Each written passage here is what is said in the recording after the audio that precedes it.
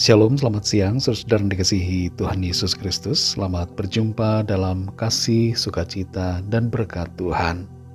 Dalam Lukas pasal 9 ayat yang ke-25, di situ tertulis, "Apa gunanya seorang memperoleh seluruh dunia, tetapi ia membinasakan atau merugikan dirinya sendiri?"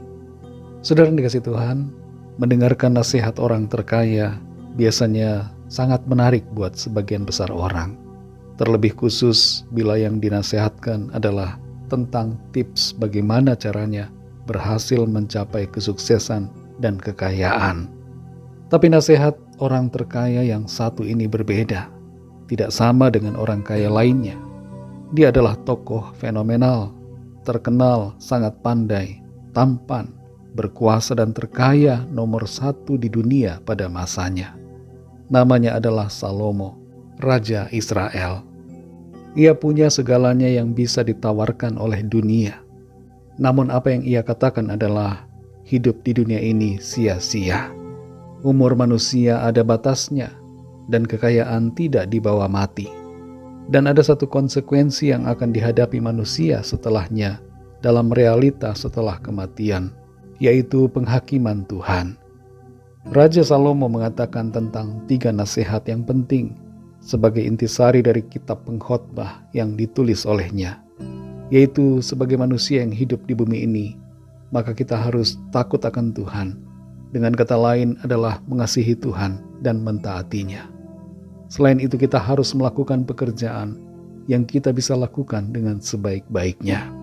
Dan yang terakhir adalah menjalani hidup yang Tuhan anugerahkan dengan hati yang bersyukur.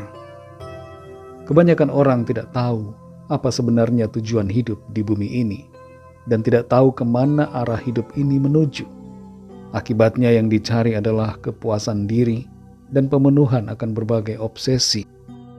Banyak yang berusaha menjadi kaya dan menikmati kesenangan hidup dengan caranya, tanpa menyadari bahwa esensi hidup bukanlah tentang hal itu. Banyak orang yang berusaha mencari kekuasaan dan lupa diri, tidak ingat kepada Tuhan, dan seakan lupa bahwa umurnya akan berakhir. Dalam Lukas pasal 9 ayat 25 ini Tuhan Yesus berkata, "Apa gunanya seorang memperoleh seluruh dunia, tetapi ia membinasakan atau merugikan dirinya sendiri?" Melalui ayat ini, Tuhan sedang mengetok kesadaran kita dan membuka selubung yang selama ini mungkin menutupi mata kita tentang apa sebenarnya makna dan tujuan hidup, serta apa yang terpenting dalam hidup kita selama di bumi ini.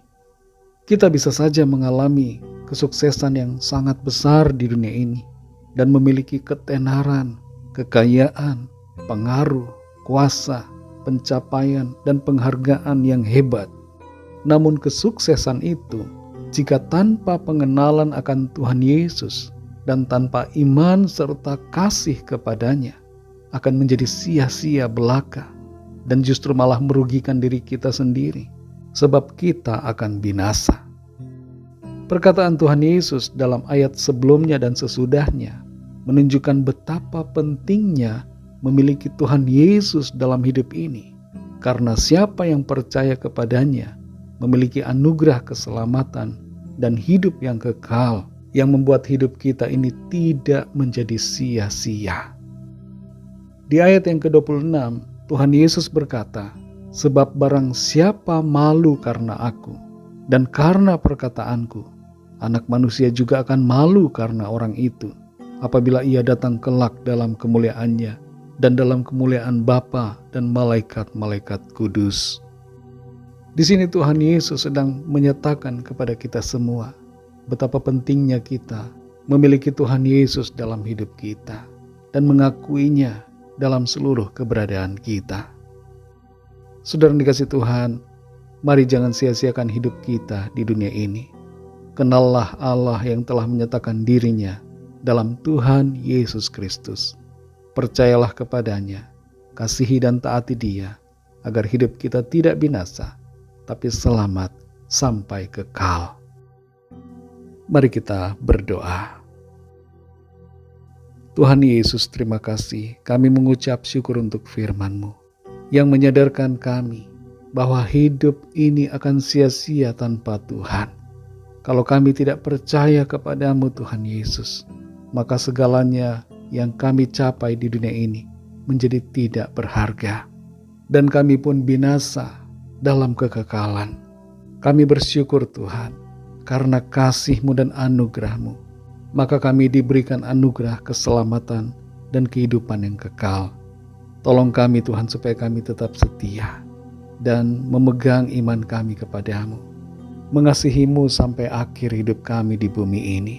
Sampai kami mengalami wujud nyata dari pengharapan kami yang membahagiakan, yaitu berjumpa muka dengan Engkau ya Tuhan. Terima kasih Tuhan untuk firman-Mu. Pimpin kami terus dan berikan kami hikmat-Mu untuk kami semakin mengenal akan Engkau dan semakin mengerti akan kehendak-Mu. Terima kasih Tuhan. Dalam nama Tuhan Yesus Kristus, kami sudah berdoa dan mengucap syukur. Haleluya. Amin. Puji Tuhan, saudara dikasih Tuhan. Dalam Tuhan Yesus hidup kita tidak sia-sia, karena di dalam Dia kita memiliki keselamatan dan kehidupan yang kekal. Tuhan Yesus memberkati saudara semua. Haleluya.